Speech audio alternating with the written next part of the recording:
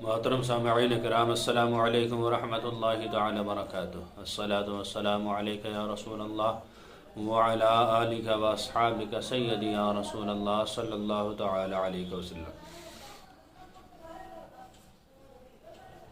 دیکھیے حضرات،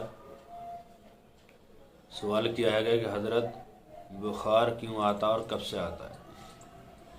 دیکھیے حضرات، جب حضرت نوح علیہ السلام اپنے ساتھیوں کو کشتی میں سوار کرنے کے بعد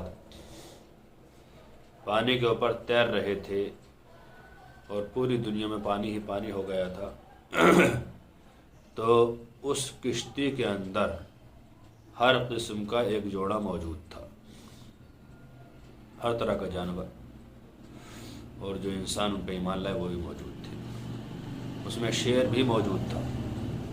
تو لوگوں نے اعتراض کیا کہ اے نوح، یہ شیر سے ہمیں ڈر لگ رہا ہے، اگر کہ اٹھ کر ہمارے پاس آ گیا، ہمیں کھا گیا تو کیا ہوگا؟ حضرت نوح علیہ السلام نے ان کی شکایت سنی تو اللہ تعالیٰ سے دعا فرمائی، اے باری تعالیٰ، یہ لوگ شیر سے ڈر رہے ہیں، اس کا کچھ انتظام کر دیں۔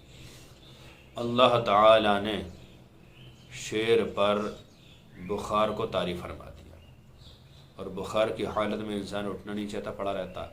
اسی طرح شیر کو جب بخار آیا تو نظام بدن گرم ہوا اور شیر ایک طرف کو آرام سے بیٹھا رہا۔